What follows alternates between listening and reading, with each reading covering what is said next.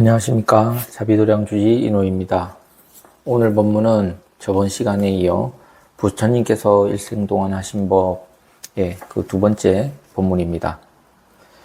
저번 시간에 서가열의 팔상성도라고 말씀드렸습니다. 도솔내의상, 비람강생상, 사문유관상, 유성출가상, 설산수도상, 수화항마상, 노건전법상, 쌍림열반상, 이게 서가열의 팔상성도인데요. 근데 핵심은 수화항마상이다, 이런 법문을 했습니다. 그러면 이 부분에 대해서 좀 더 자세하게 말씀드리겠습니다. 수화항마상에서 항마는 뭐냐? 항마는 항복이라는 말인데요. 없앤다, 이 말입니다. 그럼 뭘 없애느냐? 이 항이라고 하는 것은 이 없앤다라는 거고, 마라는 게 있는데요. 이 마라는 게 뭐냐? 이 녀석은 아주 나쁜 놈이고 고약한 놈입니다. 그게 뭐냐 하면 쓸데없는 거 알면서도 구하는 게 있습니다. 안 되는 줄 알면서 왜 그랬을까? 이런 말도 있잖아요. 안 되는 줄 알면서도 하는 중생이 있거든요. 요게 마입니다. 후회도 어쩔 수가 없는 거죠. 그게 마라는 건데 본인이 안 되는 걸 알아요. 근데 합니다. 알면서 하는 경우를 마라고 합니다. 그런데 이 알면서 하는 게 뭐냐 하면 이 선정에 딱 들고 보니까 이 몸이 무상하다라는 것은 알아요. 근데 무상한데 버리는 거는 안 되는 겁니다. 이 몸이 죽은 줄을 알면서 계속 몸에 매이는 것을 마라고 합니다. 사실 그렇잖아요. 이 몸이 죽는 것은 누구나 다 압니다. 다 알거든요. 근데 몸이 막상 죽는다 그러면 안 죽으려고 그래요. 그게 참 이상합니다. 그거를 마라고 합니다. 비유가 적절한지 모르겠지만은 아들 집에 가면 며느리가 일을 잘하면 기분이 좋은데 딸이 시집에서 일 많이 하면 기분이 아주 나쁩니다. 도대체 이게 무슨 일이냐, 말도 안 된다, 이러거든요. 그런데 반대로 사위가 처갓집에 와서 일을 잘하면 아주 기분이 좋습니다. 그런데 내 아들이 그 장인 장모한테 가서 일 많이 하면 아주 속이 뒤틀리거든요. 잠도 안 와요. 안 그렇습니까? 이게 이제 마운입니다. 그래서 다시 돌아와서 이 몸이 오운인데 오운은 무상하다. 무상하다는 것은 알아요. 그런데 이 무상한 것을 붙들기 위해서 무슨 짓을 하느냐? 욕망의 즐거움을 구합니다. 그래서 무상과 욕락이라는 게 인간에게는 공존을 합니다. 함께 존재한다, 이 말이죠. 무상함을 느끼면 이거는 접어두고 딴 길을 찾아야 되는데 이 무상함을 덮기 위해서 욕락, 쾌락을 구한다. 그러면 욕망, 쾌락을 구하면 어떻게 되느냐? 이 몸의 무상함은 잠시 마비시키고 덮어두고 외면하고 살다가 이 몸의 무상함이 딱 들이닥쳤을 때는 완전히 명줄이 끊어지면 그때 후회를 해요. 그게 인생의 통곡이다, 그럽니다. 다른 어떤 곳으로도 이 인생 무상함을 감당할 수 없을 순간이 왔을 때 울음이 나오는데 그거를 통곡이다 그래요. 근데 그때는 때가 늦었죠. 그래서 이 무상과 욕락이 함께 공존한다. 불교에서는 이 욕락을 오욕이다 그래요. 오욕. 오욕은 뭐냐? 재, 식, 수, 명 이렇게 설명하는데 재물, 사랑, 먹는 거, 명예, 편안한 거 이거를 구한단 말이에요. 중생들이 무엇을 하기 위해서 구하느냐? 바로 인생 무상을 해결하기 위해서 이 오욕을 구합니다. 하지만 이 오욕으로는 절대 인생 무상을 해결할 수 없습니다. 기록에 보면 이 오욕이라는 게 중생을 다 태우는 건데요. 그것을 맹화, 즉 불타는 불길과 같다, 이렇게 비유를 합니다. 재물을 구하는 욕망의 불길, 쾌락을 구하는 욕망의 불길. 그런데 그건 왜 그러냐? 그런데 그걸 왜 구하냐? 이 인생 무상의 공포가 있어서 그렇습니다. 공포가 오욕락을 부릅니다.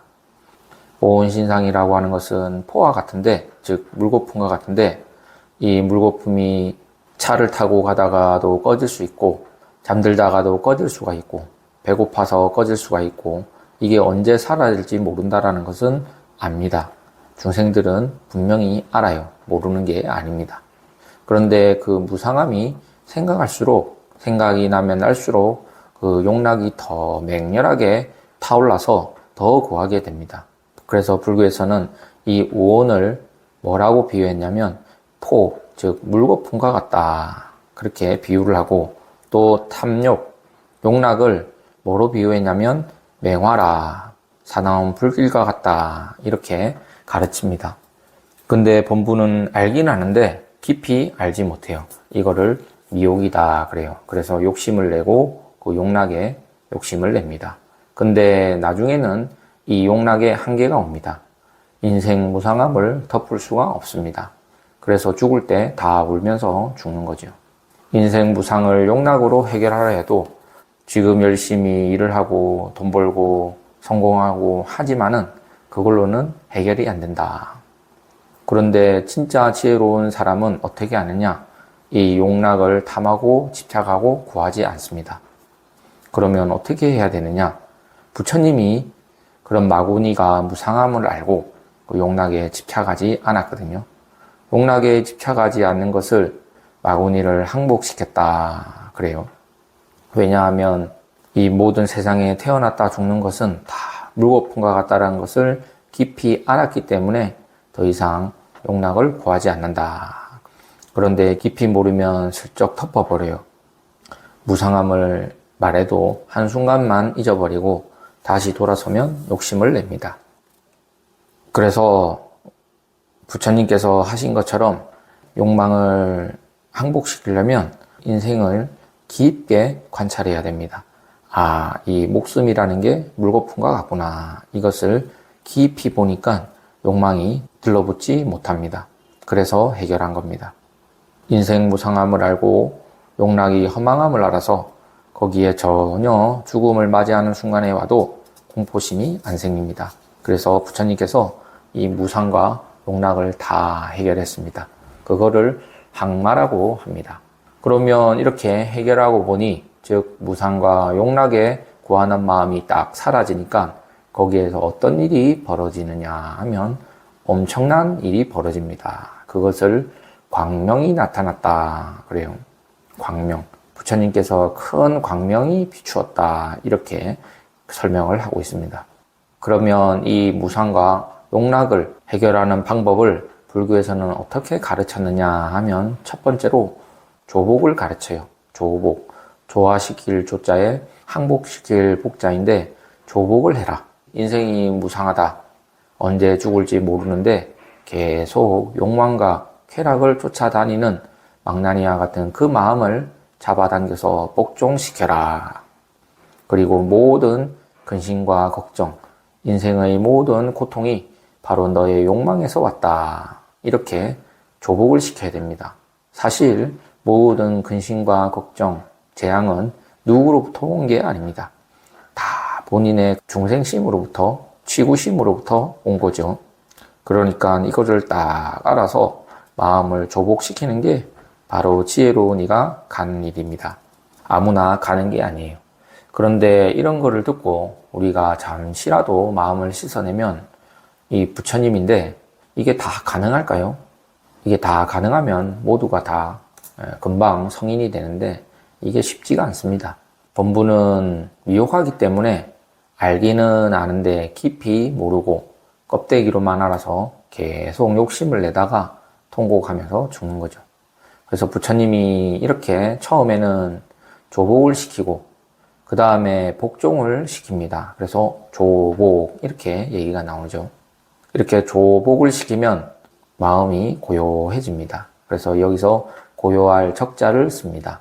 그럼 첫 번째가 뭐라고 했냐면 조화를 이루고 두 번째 복종을 하고 세 번째 고요해집니다.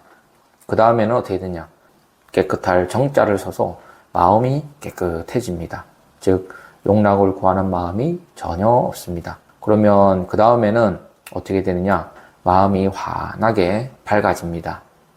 정리를 해보면 첫 번째가 조화, 두 번째가 복종, 세 번째가 고요, 네 번째가 깨끗함, 다섯 번째가 맑음. 이렇게 되면 마지막으로 어떻게 되느냐? 모든 게 다 자제해요. 그거를 통한다 이렇게 얘기를 합니다.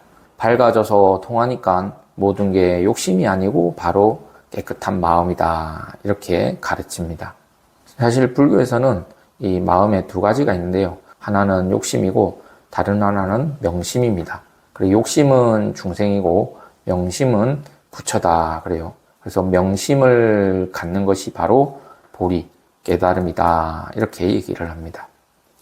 뭐를 용락을 구하고자 하는 마음은 전부 욕심입니다. 하지만 이 밝은 마음, 조화시키려고 하고 복종시키고 그 다음에 마음이 고요해지고 깨끗해지고 밝아지면 그게 바로 깨달은 마음이다 이렇게 말하는 거죠. 그래서 이 정리해 보면 이 항마라고 하는 게 뭐냐 하면 이 중생이 안 되는 줄 알면서 하는 건데 서가모니 부처님은 어떻게 안 되는 일을 왜 안 할 수가 있었을까? 즉 안 되는 일을 분명하게 알고 확실하게 안 할 수 있었던 것은 바로 관찰이 있었다 그래요. 이 몸을 위해서 뭘 구해봤자 아무런 소용이 없다는 것을 깊이 관찰했다 이거죠. 그리고 이 욕망의 쾌락의 끝은 영원한 것이 아니다. 깊이 관찰을 한 겁니다. 이런 것을 구하는 게 아니라 영원히 자제하는 즐거움을 따로 찾은 거죠. 그게 바로 보리라는 겁니다. 세속적인 욕망이 무상하고 이 몸이 무상하고 해서 공포가 생기는데 그래서 이 공포를 어떻게 해결하냐? 욕망으로 해결하려고 하는 것은 범부요. 이 공포를 욕망으로 해결하는 게 아니라 깨달음으로 해결하려고 했던 분이 바로 서가모니 부처님입니다. 그리고 딱 깨닫고 나니까 자제락이 생깁니다. 영원히 즐거움이 생긴다. 이렇게 말을 하는 거죠. 그러니까 우리는 무엇을 위해서 살아야 하느냐 하면 기도를 하게 되면 그런 게 있어요. 만수무강하고 소원성취하고 자손창성하고 복덕구족하고 이렇게 얘기를 하죠. 그런데 이렇게 스님께서 정성껏 축원하는 것은 다 용락으로 해결하는 겁니다. 그게 깨달음으로 해결하는 게 아니다 이런 거죠. 그런데 알면서도 못하는 게 법무니까 어떻게 해요? 지금 당장 여기서는 다 되라고 할 수는 없는 겁니다. 지금은 안 돼도 이런 이야기를 계속 듣고 하다 보면 내 생에는 됩니다. 점점 가까워진다 이거 말이죠. 그게 방편입니다. 그래서 2번에 걸쳐서 부처님 생에서 이 수화항마까지 말씀드렸는데 이게 너무나도 중요합니다. 부처님은 인간의 욕망과 쾌락을 어떻게 해결할 수 있었을까? 그것은 바로 깊이 관찰해서 그렇다. 무엇을 관찰했느냐? 인생이 무상하구나. 무상함의 끝은 통곡이 오는구나. 그런데 이 무상 통곡을 그냥 놔두고는 인생의 문제가 해결이 안 됩니다. 지금 당장 해결은 안 되지만은 계속 이런 법문을 듣고 또 관찰하고 듣고 관찰하면서 점점 가까이 가는 게 그게 바로 부처님이 하신 일입니다. 오늘 법문은 여기서 마치겠습니다. 마지막으로 공지사항이 있습니다. 6월 28일 자비도량에서 댕화 점안식이 있습니다. 이 점안식에 동참하셔서 많은 공덕 받아가시고요. 그 다음날 29일부터는 자비도량에서 백중천도제 입제를 봉행합니다. 이 백중에도 많이 동참하셔서 영가의 극락왕생을 바라고 무량복덕을 많이 지으시기 바랍니다. 그러면 다음 시간에 또 뵙겠습니다. 감사합니다.